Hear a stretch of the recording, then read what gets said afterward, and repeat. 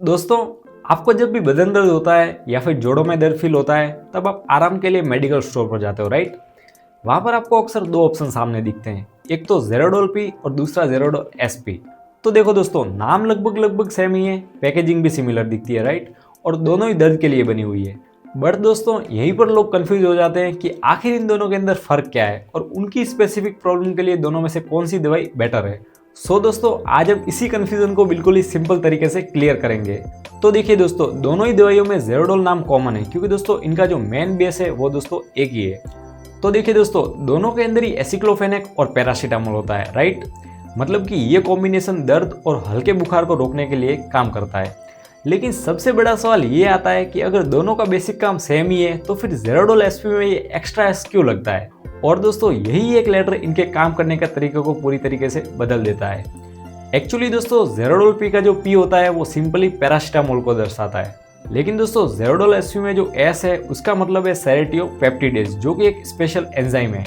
पता है दोस्तों, जब बॉडी में कहीं भी चोट लग जाती है तो वहां पर फ्लूइड जमा हो जाता है, जिससे कि सूजन और लालपन आता है। तो दोस्तों, ये एंजाइम उस एक्स्ट्रा फ्लूइड और उस खराब टिश्यू को तोड़कर सूजन को तेजी से कम करता है। यानी कि दोस्तों, बात एकदम साफ और क्लियर है, जेरोडोल पी जो है वो सिर्फ दर्द और बुखार पर काम करेगी, जबकि दोस्तों जेरोडोल एसपी दर्द के साथ साथ अंदर की सूजन को भी डायरेक्टली टारगेट करेगी। बट दोस्तों, यहीं पर लोग दोनों को ही सेम समझ लेते हैं। तो देखिए दोस्तों, रियल लाइफ में इनको कब यूज करना है ये अपने को समझना बहुत ही जरूरी है। अगर दोस्तों आपको नॉर्मल सर दर्द हो रहा है, ठीक है, या फिर थकान की वजह से मांसपेशियों में दर्द हो रहा है, या फिर आपको हल्का सा जोड़ों का दर्द हो रहा है जहाँ पर बाहर से कोई सूजन आपको नहीं दिख रही है, तो दोस्तों ऐसे केसेस में जेरोडोल पी आपके लिए एक बेटर और सेफ चॉइस बनती है।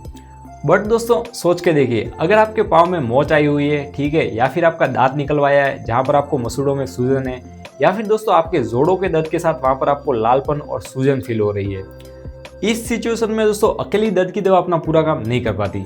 वहाँ फिर आपको जेरोडोल एसपी की जरूरत पड़ती है, ताकि दर्द के साथ साथ में सूजन की असली वजह भी आपकी ठीक हो सके। इसके अलावा एक डाउट ये भी है कि बहुत से लोग सोचते हैं कि भाई, एक कॉमन कंफ्यूजन ये भी चल रहा है कि क्या जल्दी आराम के लिए दोनों दवाई एक साथ में ली जा सकती है?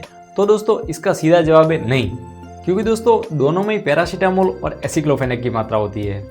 अगर दोस्तों आप दोनों एक साथ में लेंगे तो बॉडी में इनका डोज डबल हो जाएगा, जिससे कि लीवर और पेट पे अननेसेसरी लोड पड़ेगा और नुकसान का रिस्क भी फिर बढ़ सकता है। इसीलिए दोस्तों, कंडीशंस के हिसाब से एक वक्त पर दोनों में से सिर्फ एक ही दवाई सिलेक्ट करनी है। अब दोस्तों, आपके मन में आएगा कि दोनों में से बॉडी के लिए ज़्यादा सेफ कौन सी है? अब देखिए दोस्तों, सेफ्टी की बात करें तो दोनों के कुछ कॉमन साइड इफेक्ट्स है, राइट? जैसे कि गैस का बनना है, ठीक है, हल्की सी एसिडिटी फील होना, या फिर पेट के अंदर थोड़ा सा भारीपन फील होना। लेकिन देखिए दोस्तों, जेरोडोल एसपी में एक एक्स्ट्रा एंजाइम होता है, तो कुछ लोगों को इससे थोड़ी ज़्यादा एसिडिटी या फिर उल्टी जैसा भी मन फील हो सकता है। इसीलिए दोस्तों, इन्हें हमेशा खाना खाने के बाद में लेने की एडवाइस दी जाती है। तो देखिए, अगर किसी को पहले से पेट में छाले हैं, ठीक है, या फिर अल्सर्स की दिक्कत है, या फिर किडनी या लीवर का कोई इश्यू है, या फिर कोई ऐसी प्रॉब्लम है जिसमें खून जल्दी बहता है, तो दोस्तों उन्हें बिना डॉक्टर की सलाह के इन टैबलेट को हमेशा अवॉइड करनी चाहिए। अब दोस्तों, थोड़ा पॉकेट फ्रेंडली ऑप्शन की बात कर लेते हैं। तो देखिए, जेरोडोल पी एक बेसिक और सस्ती दवा है। वही दोस्तों, बात करें जेरोडोल एसपी की, तो इसके अंदर जो एक एक्स्ट्रा एंजाइम ऐड होता है, इसलिए इसकी प्राइस भी थोड़ी ज़्यादा होती है। अब दोस्तों, अगर आपको सिर्फ नॉर्मल दर्द है तो फिर महंगी एसपी लेने का आपके लिए कोई लॉजिक नहीं बनता है।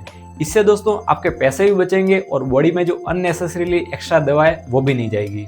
अब दोस्तों, एक फार्मासिस्ट होने के नाते अगर मैं इस पूरे कॉन्सेप्ट को इजीली समराइज करूं, तो दोस्तों बिना सूजन वाले नॉर्मल दर्द और हल्के बुखार के लिए जेरोडोल पी बनी है, और जहां पर दर्द के साथ में बाहर से सूजन और लालपन दिख रहा है तो वहां पर जेरोडोल एसपी काम आती है।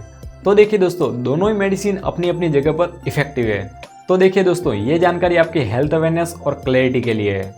कोई भी दवाई शुरू करने से पहले आपको अपने डॉक्टर से कंसल्ट जरूर करना है। और हाँ दोस्तों, आप आखिरी बार कौन सी सिचुएशंस में इन दवाइयों को लेकर कंफ्यूज हुए थे, नीचे एक बार मुझे कमेंट में जरूर बताना। मैं विपुल हेल्थ डिकोड पर आपके ऐसे सवालों को हमेशा डीपली एक्सप्लेन करता हूँ।